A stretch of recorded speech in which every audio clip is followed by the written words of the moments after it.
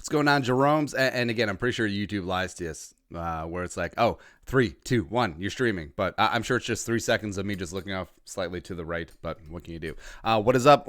Happy Wednesday, happy hump day out there to those who celebrate. What's going on, Jeromes? Livestream is back again. That's right. Every single weekday, 11 a.m. Central Time, we have an hour, but really more like 45 minutes-ish. Of some Q&A, of some random Vikings talk, some random NFL talk.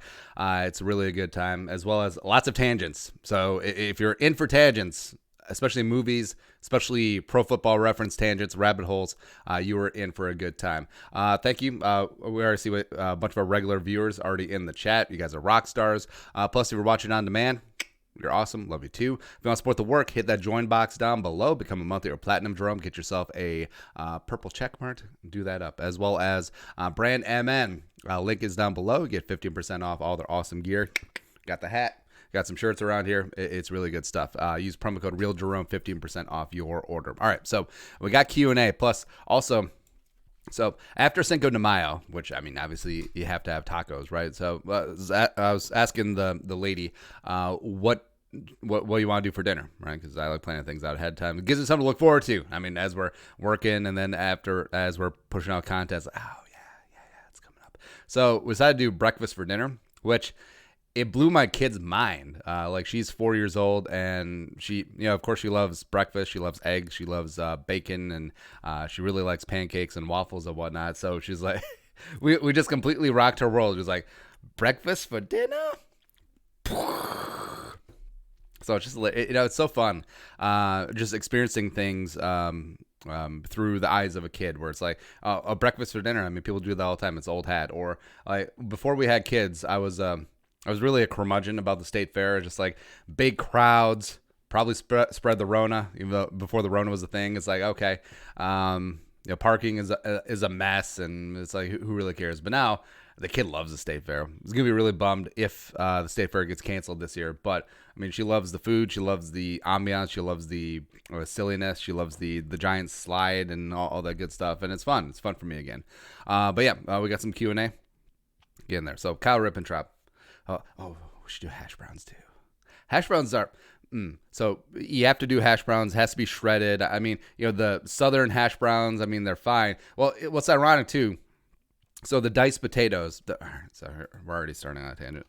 Southern hash browns. All right, so the southern style hash browns, which was made famous by like Ore-Ida and stuff. So you have the diced potatoes. That's not how Southerners have hash browns. It really is more of the shredded hash browns, crispy. Talking about like Waffle House style. Yeah, Waffle House hash browns. So yeah, it really is more like the smothered and covered type hash browns. Like, this is more southern. This is the way to go. But yeah, just really nicely julienned up potatoes, really crispy. Get it really hot. You do have to use oil. Don't use butter, because butter will burn. So just a little bit of vegetable oil, a little bit of canola oil, whatever. Just by the way, mix it up in the potato. All right, so. Breakfast for dinner. There you go. First up is Kyle Rippentrop. Will we do a breakdown of the Vikings schedule once released? Yes. Congrats on 25K. Thank you. Channel's my favorite on YouTube, and the community is the best out there. Agree. Hard agree, Jeromes. I'm glad to be a Jerome. Every Vikings fan should be a part of this. Here's a 50K. Here's to you, man. Cheers. Miles Jerome. Purple check mark. There you go. Everyone is realizing that non-traditional media works better nowadays. It's funny how the Minnesota Vikings YouTube channel is behind in subs, and now they're copying your video titles. It's a good time to be a Jerome. Yeah, I think especially during this time, but you were already starting to see that traditional media, whether it be like print media, whether it be like terrestrial radio, I think that's really starting to pivot, just because technology gets better, barrier to entry gets a lot easier. So now content is king, because if you think about it, 30 years ago, where how did you get your news? Oh, you got your news because your local newspaper selected writer X or writer Z, or so that's where you got your news source. Or since there's like 4 channels, well, 30 years is a bad example, but say 50 years ago, there's 3 channels, right? So who delivered you the sports? before ESPN. Oh, the guy that your local television station picked as the sportscaster, right? So that was it. But now, I mean, like there's so many options that I feel like you are starting to see a lot of pivots. So a lot of, newspapers are dying, but you do have sites like The Athletic just sucking up all the journalists, which is great, just consolidating that in one spot. But also you see, traditional, even before the Rona shutdown, I feel like a lot of places have used the coronavirus outbreak as be like, that's the final straw. And in terms of pulling the plug on things where like terrestrial radio, more traditional media outlets, like look at television stuff, there are a lot of layoffs, there are a lot of furloughs, and I think that was a pivot that was going to happen anyway, but the Rona sped things up precipitously. Zach Hazlius, how do you think guys like DJ Wanham, James Lynch, and Harrison Hand fit into this defense? What will the roles be? I think Wanham will be a rotational edge. I think his role will be similar to like early Daniil Hunter. Will he necessarily have the type of production that Daniil had as a rotational player? Maybe. I do like Wanham. I love his play strength. It does need to add a couple of pass rush moves. He's certainly quick enough to be an edge in the NFL. James Lynch, I don't care where you play him. Just play him. Like he'll be a rotational defensive line guy. He can kick inside. He'll be at defensive end. He'll be really phenomenal there. Harrison Hand, I don't know. I do like Harrison Hand. I think that he potentially could be a hybrid cornerback, safety, slot guy. Just work everything. Well, not slot as he's in the slot, but when it's a nickel, when it's a dime, he comes in as the outside cornerback, potentially matching up against some big slots, potentially matching up against tight ends. I think that's where he fits in. Preacher Paul, hauling it for all y'all. Afternoon, Andy. I absolutely agree with you. I'm starting to look at my watch and what time it is. It's skull time. Especially love the rants and rabbit holes. Me too, man.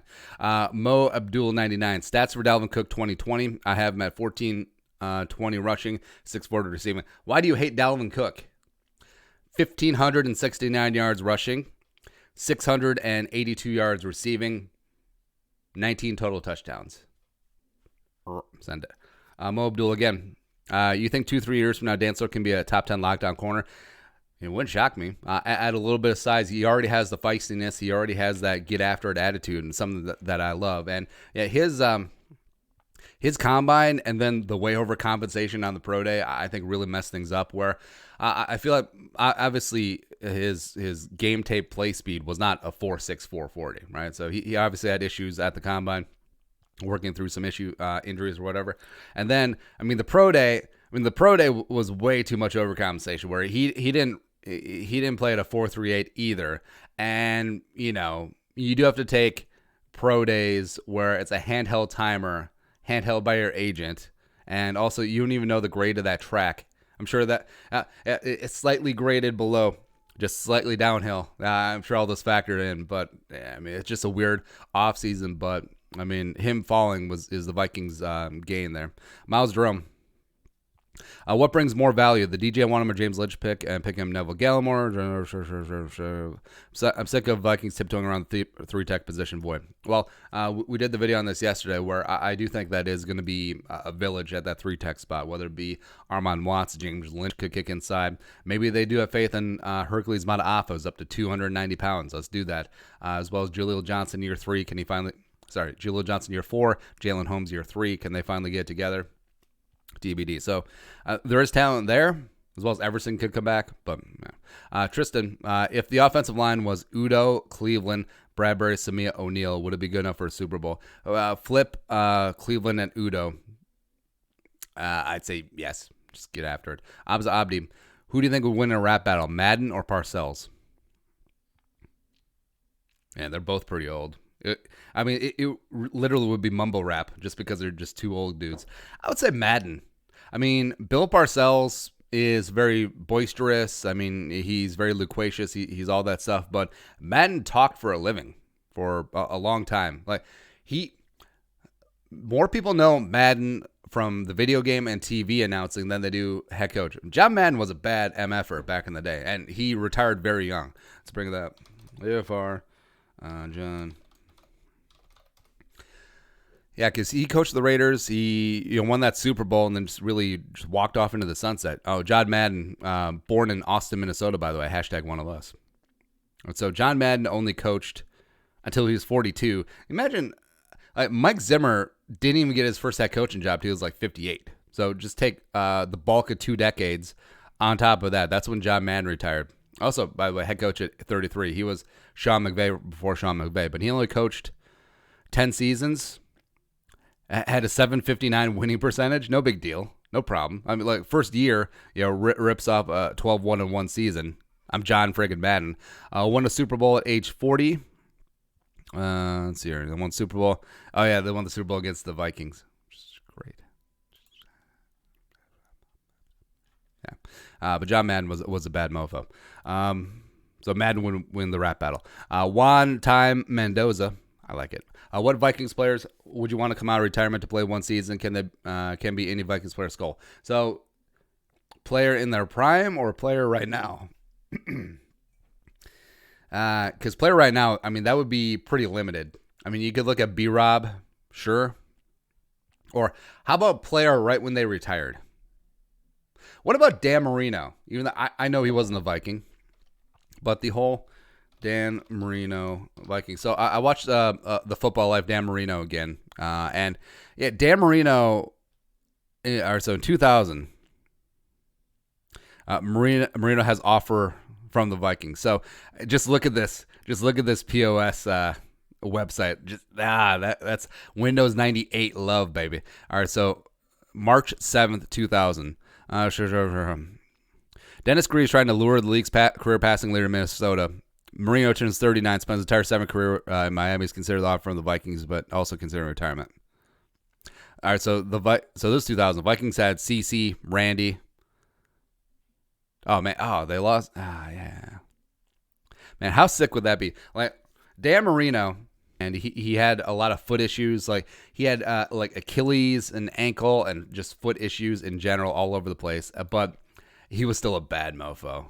He was still an absolute dime dropper, had the quickest release in NFL history, had an amazing strong arm, and would make throws that going 11-5.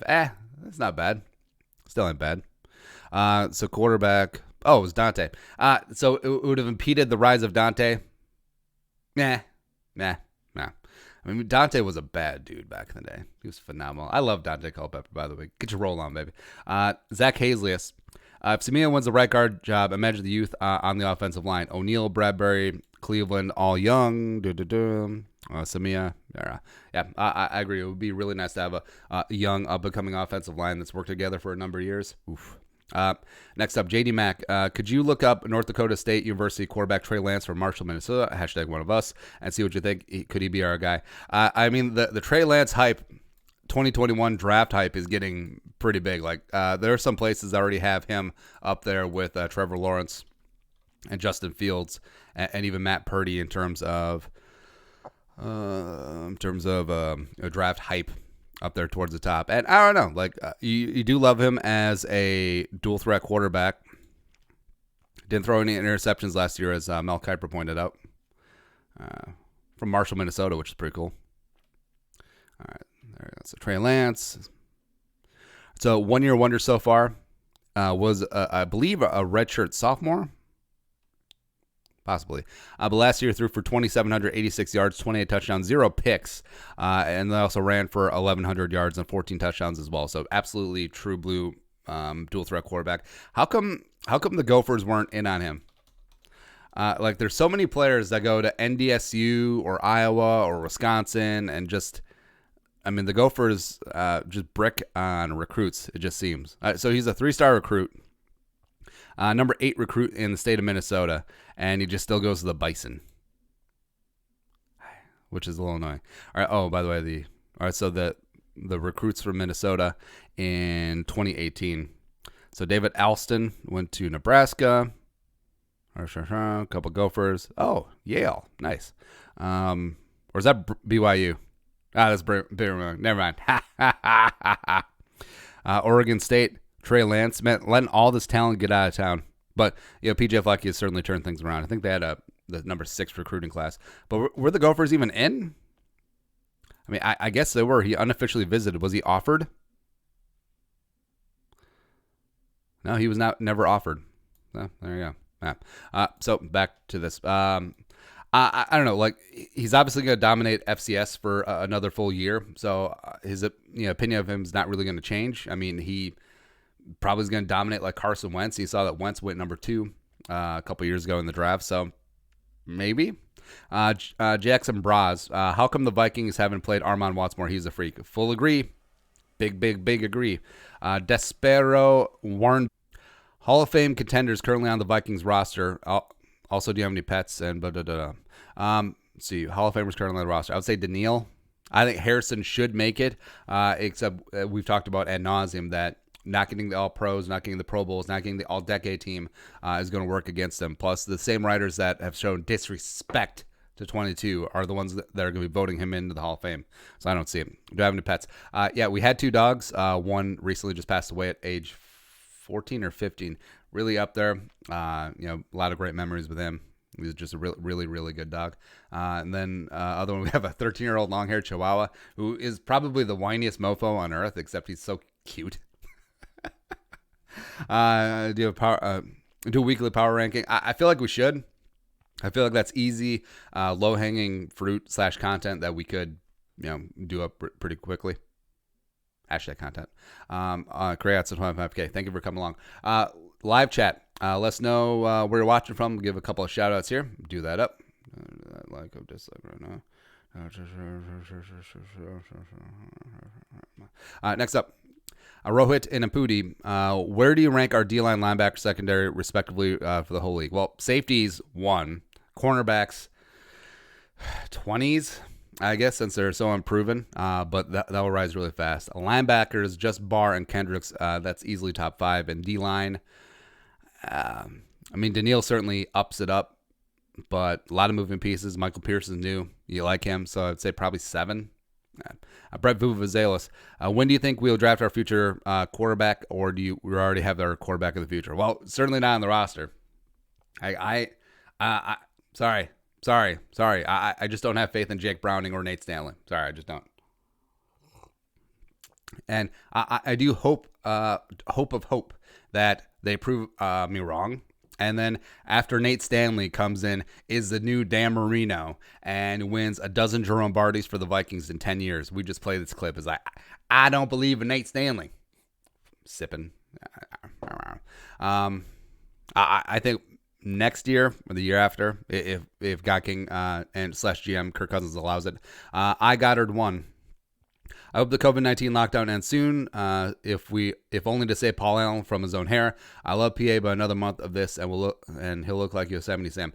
That's what I didn't get, is that for men, well, maybe it's just because my hairstyle has been very low maintenance. So in 2006, as a broke college kid, I got sick of going to like Cost Cutters or Fantastic Sam's and paying $20 for a haircut. So I spent $12 on a wall trimmer, WAHL, a wall trimmer, and maintained it, oiled it after every use, cleaned it, and it is still running. And I have paid exactly $12 for haircuts since 2006. So that's 15 years.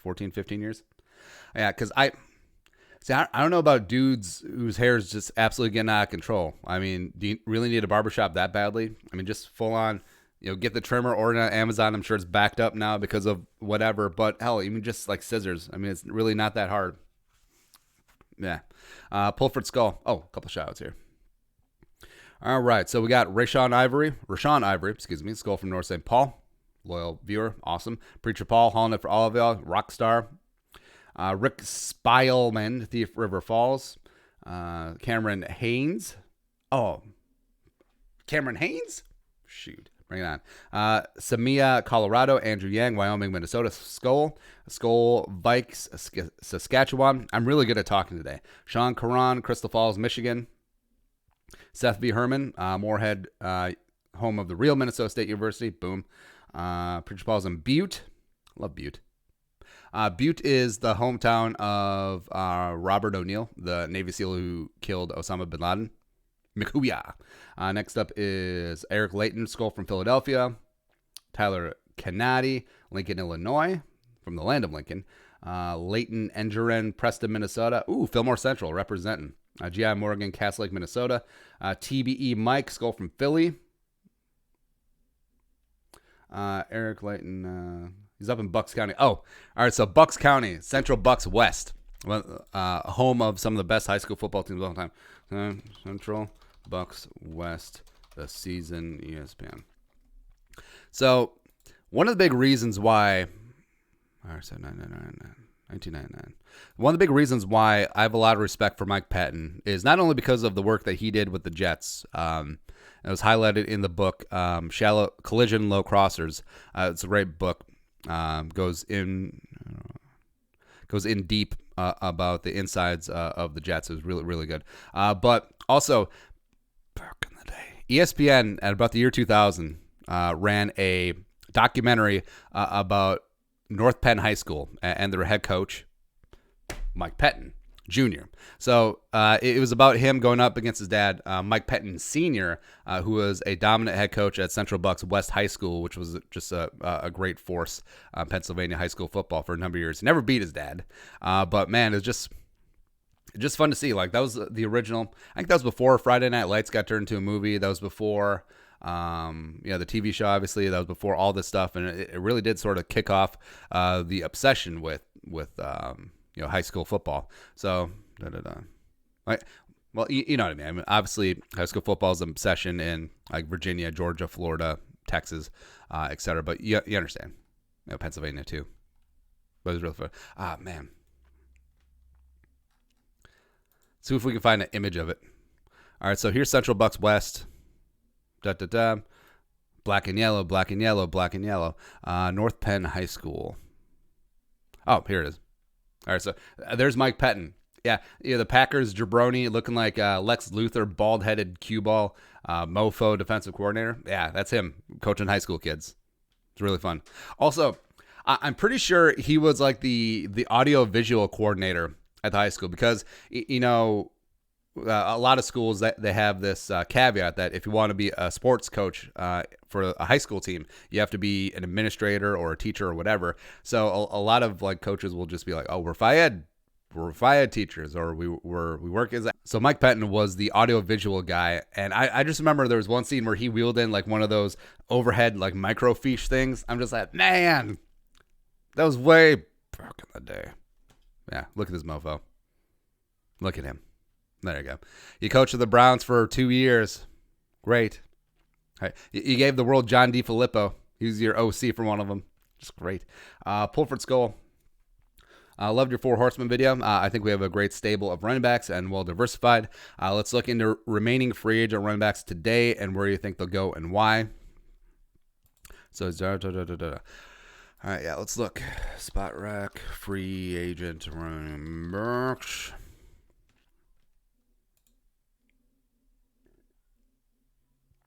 All right, let's look to see who is still available.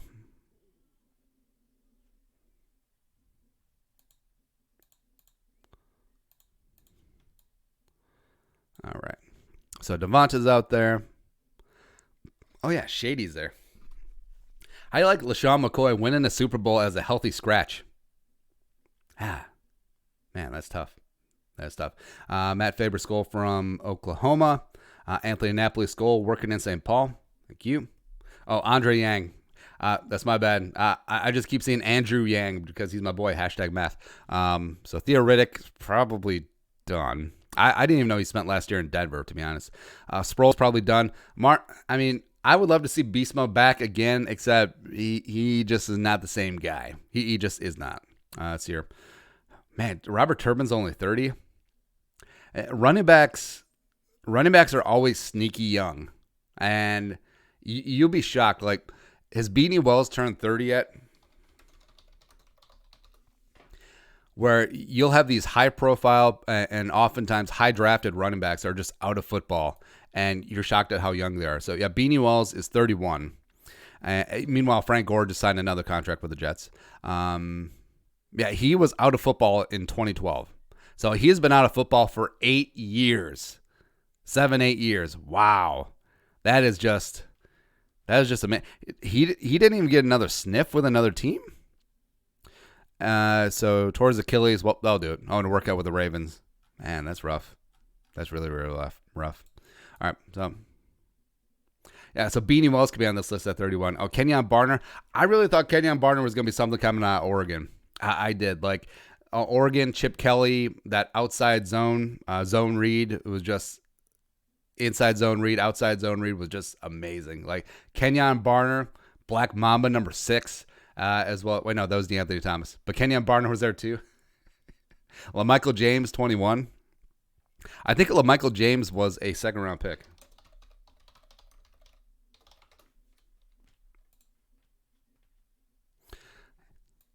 LaMichael James, second-round pick, 61 overall, coming out of Oregon. I think we just looked up LaMichael James. He had 193 career rushing yards, which I think is probably a massive upset. I think he did okay as a kick returner. 28.3 yards per return, that's not bad. But, man, his stats at Oregon, I mean, just look at this Schnefulousness. True freshman, Oregon, 09, 1546 and 14 touchdowns. Woo! Sick. Also, at least he's consistent. 17 catches every single year. That's actually kind of funny. All right, so that Oregon 09 team. Oh, Jeremiah Masoli. Yeah. Is he the one who ended up as a grad transfer at Ole Miss? Pretty sure. Because I think the Gophers were involved there. Yeah, Ole Miss. There you go. So Jeremiah Masoli, 09. I'm taking over for Dennis Dixon. LaMichael James, Kenyon Barner. Oh, LeGarrette Blount was on this team. How do you like that running back room? Barner, James, Blount. No big deal. Oh, Jeff Mayle, who's one of the wide receivers drafted. What year was he drafted? He was drafted ahead of someone really important.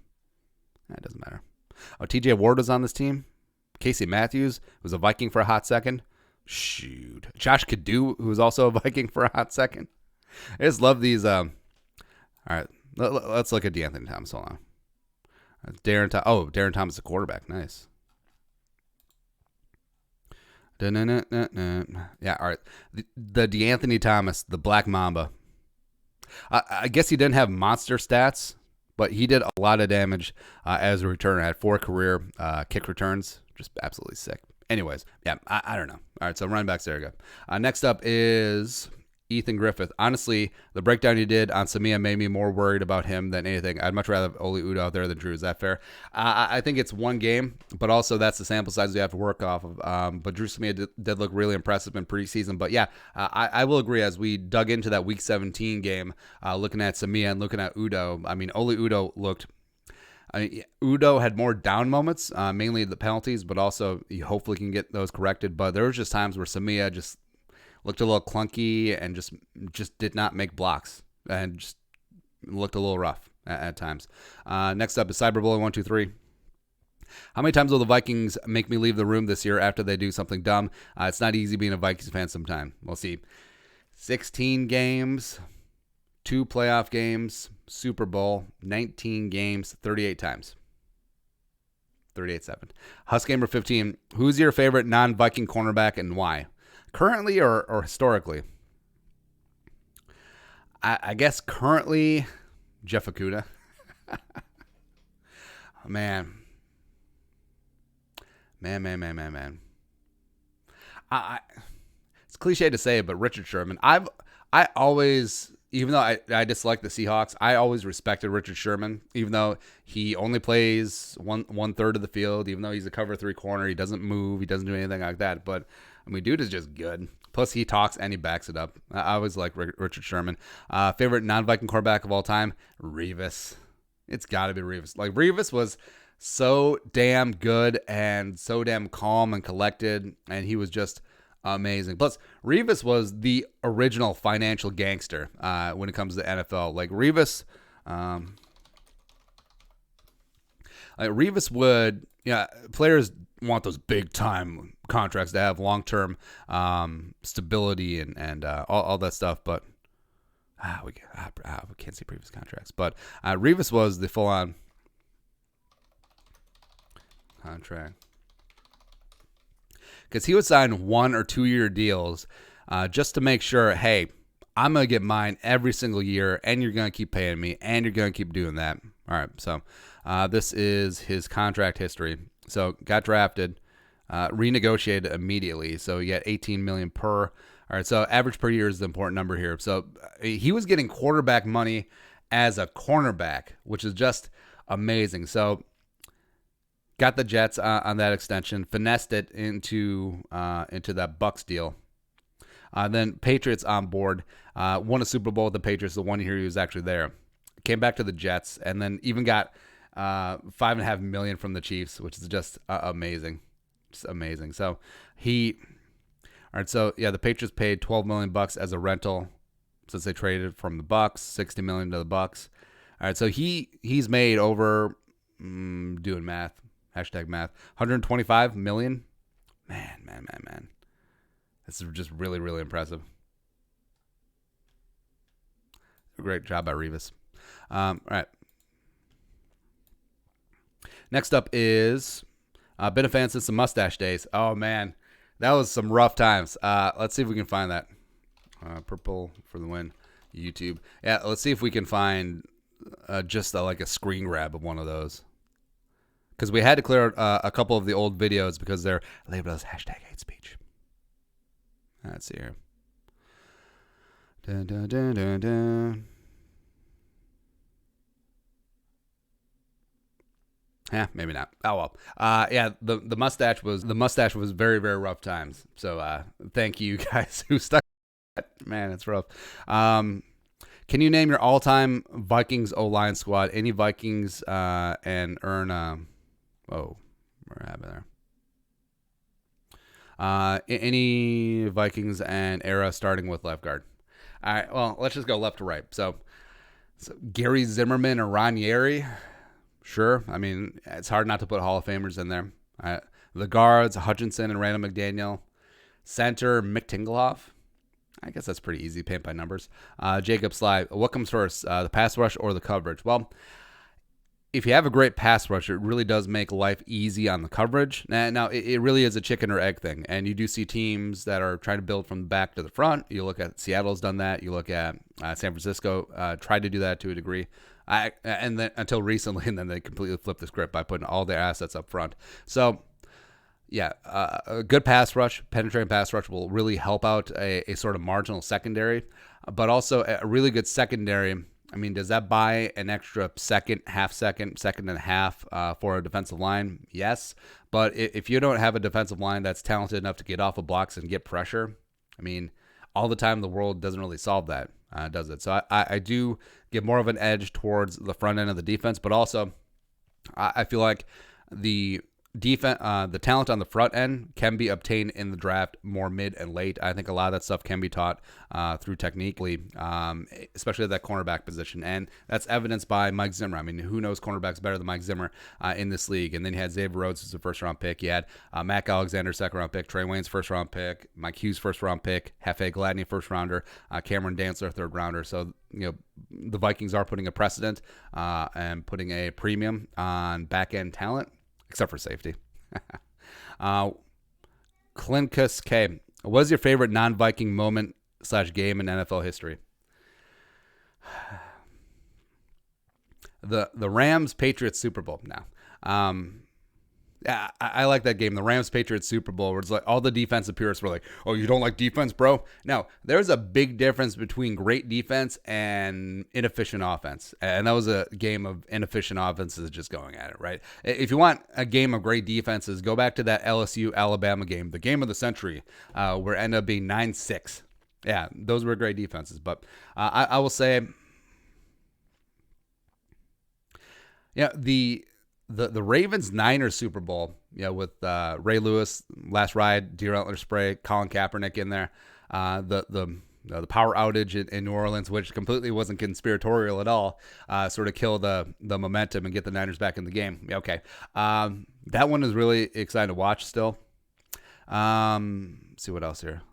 Oh, the Rams-Chiefs, like we're just turned into a Big 12 game. Let's look at that box score, by the way. PFR Rams-Chiefs. Man. I tell you. The one that was supposed to be played in Mexico City. All right, so 54-51. Man, it's just, I mean, just look at this freaking box score. This is who scored. This is just absolutely amazing and insane. This is great. And this, man. So Pat Mahomes, 33 of 46, 478, 6-3. No big deal. Goff, 31 of 49, 13 and 4. Great. Todd Gurley, very efficient yet again. Cool. Let's see, Kareem Hunt, Tyreek Hill. Tyreek Hill, 10 catches, 215 yards, 2 touchdowns. No big deal. It's just, it's just so hilarious. And yeah, the game came down to a defensive turnover, which always happens. Where you look at some of these like Big 12 adjacent games or matchups between spread offenses, the game really does come down to one defensive drive and one defensive play that just completely like stops the other team from scoring. It's amazing. Sir Meeps a lot. Trade Anthony Harris for Malik Hooker, and the pick saves us $9 million. I do like Malik Hooker. I do think Anthony Harris is better, but I mean that money savings. Sign Clowney now. Give Reef a way cheaper new deal. Agree. Sign Kirkpatrick. Meh. Sign Klein. Sure. Even trade for John Ross or Curtis Samuel. Meh. I'm okay like giving up a 7th round pick for Ross, maybe like a 5th rounder for Samuel. These all could happen. I agree. Brian Niaz. First it was Alex Jones, and then David Ike. I do not know who that is. Granted, YouTube's what is your take on censorship of free thinkers off its channel? It's akin to modern book, like you said, book burning. Book burning. I don't really have a strong opinion. I do know that sometimes we do get flagged for hate speech, quote unquote, but T-Rag. If we can't get Everson back, sleeper free agent available is Marcus Golden. 10 sacks last year. Would he be a viable option for cheaper? So, yeah, Marcus Golden, I think he was a 2nd-round pick of Arizona. Marcus Golden. Where was he out of? All right, so Marcus Golden out of Mizzou. Originally on the Cardinals, ended up with the Giants. I believe it was a 1-year deal. Had 10 sacks, yeah. Why isn't Marcus Golden been inked up? It's kind of weird. And he's only 28. There you go. Next up is Tyrone Longdick style. Would you be mad if the Vikings trade a 4th-round pick to Texans for Vernon Hargreaves and Mike Hughes don't step up? Yes, because Hargreaves is bad. Like, Hargreaves is really, really terrible. Like, I disliked him coming out of Florida, and it didn't work out with the Bucks. And mock draftable Vernon Hargreaves. I mean, he is just straight up bad. No, mock draftable. I want to see a spider chart. Because I'm pretty sure he's the one who ran like a pretty slow 40. Well, 4.5. It's not bad. Yeah, he has just not been good. Yeah, so I say nay. I say nay to that. JD Mack, if Kirk would happen to go down this year for the season, does Zim stick with Mannion or bring a guy like Flacco, Bortles, or Newton if he's still free agent? Or trade for a guy like Rosen or Dalton? Well, you would think he probably would stick with Mannion, but say that Kirk was abducted by aliens, a la. All right, so we'll say a la Teddy pre-2016 season. Would Spielman pull off a Bradford S-type deal? Or, just bring in a guy like Cam Newton or Bortles? I would say, hell, if we're going down, let's at least be entertaining. Like, Cam Newton would be fun, but bring me Blake Bortles one time. Not Flacco, because Flacco's, he's bad, but he's not fun. Bortles is fun bad, which absolutely he should be. Trade for Rosen, 5th-round pick, I would be fine with. Not Dalton, no. Dylan Kirchner, who do you think will be the most impactful rookie this year? I think you gotta say Jefferson. I think Jefferson has a clear-cut, defined role as a starter. I think he'll come in and can put up numbers because he'll have to. Nate Arl 13. What will the seeding for both conferences be for the 2020 playoffs? Well, the Vikings will have the 2 seed, so the host is 6 seed. Wait, no, the host is 7 seed. There you go. Yeah. All right, so seeding. 1 Panthers, 2 Vikings, 3 Niners, 4 Cowboys, and then the 3 wild cards, 5, 6, 7, will be the Seahawks, the Saints, and Washington. Oh, spicy. Let's go. Butt Nugget. Do you watch the Vikings YouTube channel? No. We've said on here before, like, we don't watch local media stuff. We don't listen to local sports podcasts. We don't really do anything like that. Mainly because I don't want to, but also it's because we never want to be accused of like sampling ideas or consciously or subconsciously, so that we just formulate our own opinions and then just roll with that, as opposed to shoplifting ideas. Aaron Rodgers, BFF and lover. Fun fact: the Vikings were the second team ever going to the playoffs with a 500 record and win the first game. Who was the first team? Hint: the first team won the day before. I don't know. Dalton Gray. I watch from New Mexico, and I know you're a foodie, so have you ever tried New Mexico green chili? And not specifically. I have tried Mark Schlereth's stinking good green chili, and it is delightful. Hold on. Stinking good green chili. It's really good. And in terms of like salsa verde and whatnot, it's really good stuff. Here's Mark Schlereth with his stinking good chili. It's good. I mean, it's good. Oh, they make queso too? Shit. Is there anything that unites us more than queso?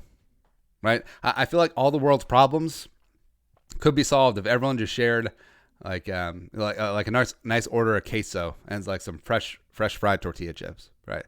And this has come from an Asian who does have problem with dairy, which we all do. Mr. Popo. Who do you think will be our week 1 matchup? Got Tampa Bay. I got the Bears. I don't know. Maybe something completely weird. Like Vikings Packers makes sense. I think there's too many other good matchups that the Vikings probably won't be primetime week 1, which is great. I know Cowboys at Vikings. That could be an intriguing one. Maybe Sunday's game of the week or America's game of the week. Mr. Popo, what college school have produced more Hall of Famers in the NFL, and are you surprised? All right, let's look that up. College with most NFL Hall of Fame players. All right, so Notre Dame has 44. A little bit surprised, but I also think that that's really that is really like baked into the cake in terms of old school guys, like when Notre Dame was actually something. Yeah, I like how the Hall of Fame is so like old school too. They just call it Southern Cal. It's USC, bitches.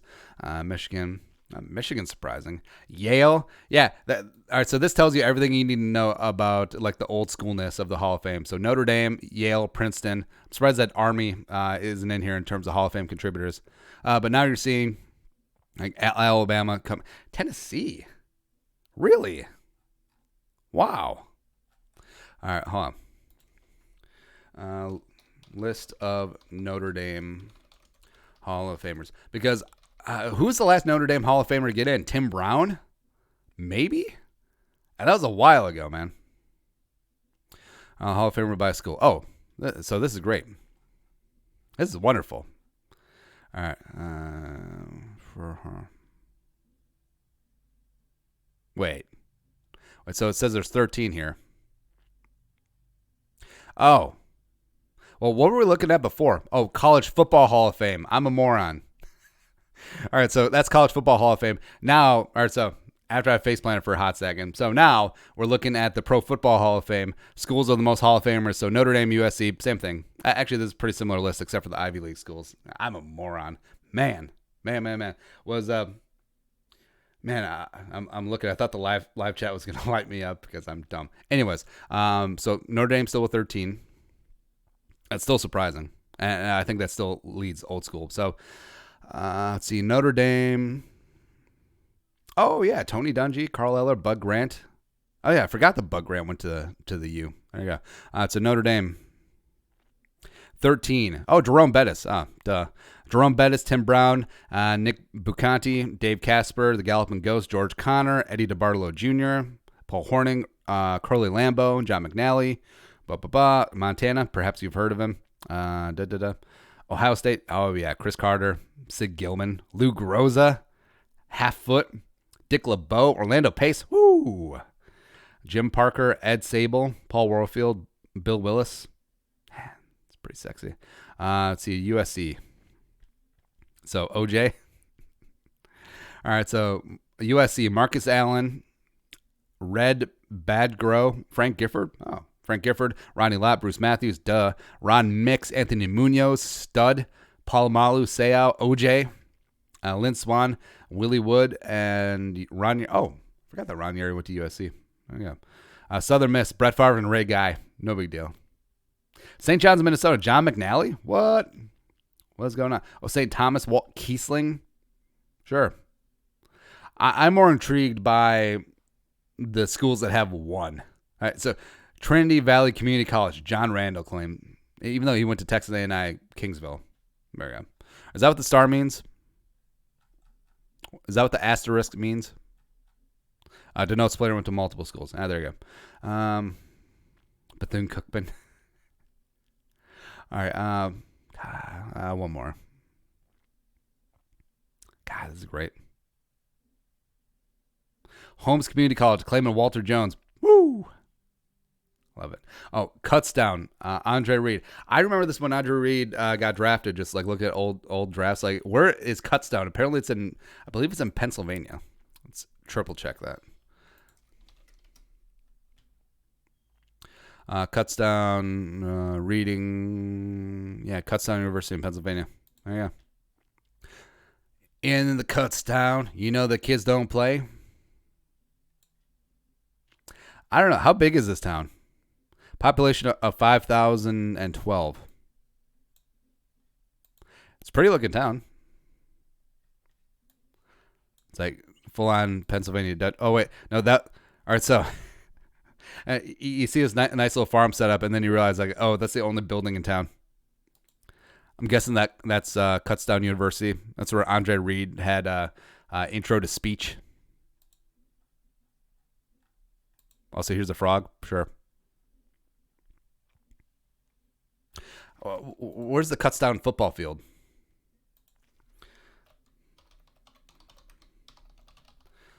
Football field. Coffee Lane. Oh, there we go. Oh, we found it.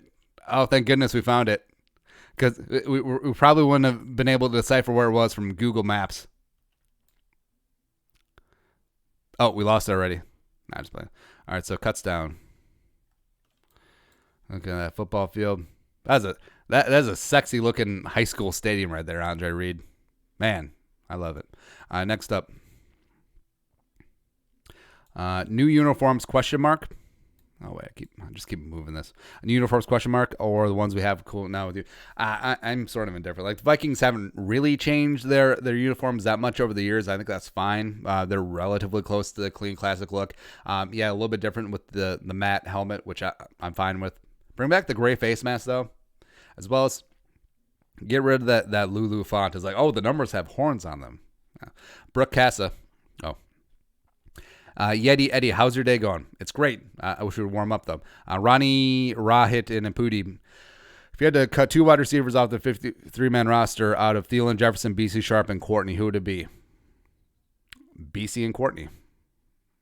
Yeah.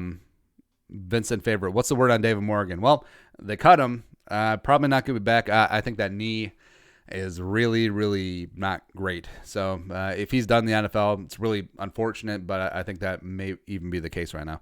Next up is T-Rag. Does Irv Smith have a more impactful statistic? I think that he is going to be a very important, integral part of this offense, and also one of the big reasons why they didn't double or triple dip necessarily or early in terms of wide receivers, because I think they do see him as a big-time middle-of-the-field monster.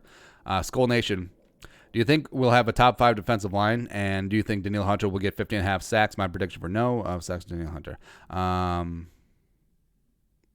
Yes, I think eventually they could roll into it because you have Michael Pierce, who's really nice established nose tackle. Of course, you got Danielle Hunter. And if someone steps up as 3-tech, whether it be Armon Watts, whether it be Hercules Manafa or other, I think if Fadi is revved up and ready to go, be an absolute rock star. Plus, if you do bring Everson back, I think that does lend itself to being a top 5 D-line. Especially, plus then you got Lynch and DJ Wanham. Let's go. Oh, Kenny Willekes as well. Rudy, let's do this. Next up is I think Daniil breaks the sack record this year, but I say that every year. Hunter Williams, who would win a football game? Who would win in a football game at school? Randy Moss versus Deion Sanders? Randy Moss would eat Deion Sanders' lunch. He absolutely would. I forget who put this out. It was like on Twitter a hot second ago. Randy Moss versus Richard Sherman. Randy Moss would have 5 touchdowns on Sherman. Or he would just move to the other side of the field and Sherman wouldn't follow him. It's one of those spots.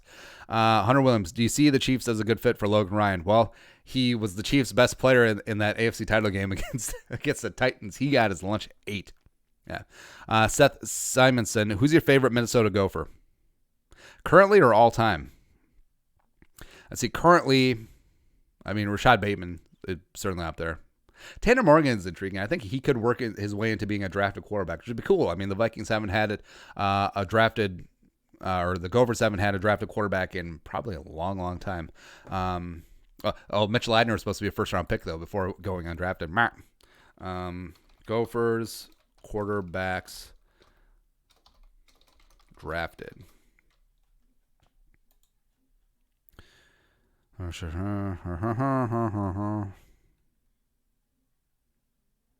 Yeah, I don't care enough. Favorite Gopher of all time? Well, we talked about Joel Prisbilla, where I was a pretty big Gophers basketball fan as a kid. It started off with that Final Four team, which absolutely happened, by the way. Sorry, Clem can't do homework. But Bobby Jackson and the Sox, Sam Jacobson, the pride of Cottage Grove, Southeastern Burbs, representing.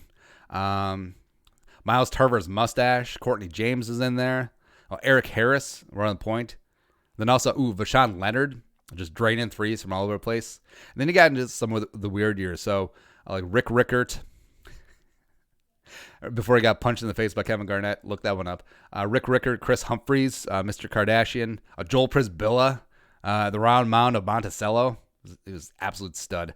Let's see what else is in there. Yeah, that was about it. Jerome Shalom, reopen or not? Get this traffic down some, in my opinion. Rohit Inapudi, how many rookies do you think will make the 53-man roster? Which players and why? I think 12. Lime Craze, would you trade a second for Bud Dupree? Well, yeah. Bud Dupree's a stud. It's really like Dupree and TJ Watt are 2 really nice edge rushers for the Steelers. Head coach, who's your starter for one full season? Brooks Bollinger or Sean Mannion? Maybe throw in Taylor Heineke. I would pick Heineke over both of them. Helio Kyukin, who is the player you realistically want Vikings to draft next year? No top 5 players like Chase or Lawrence, but guys who are available in plus 25. Well, that's the thing, is like the draft is going to change so much. Penny Sewell would be pretty damn sexy. You do have O'Neal, you do have Cleveland, but are you really going to pass up a generational talent like that? We'll figure out where people play. Maybe Ezra Cleveland will become a guard. Jamar Chase would be damn sexy reuniting with Justin Jefferson.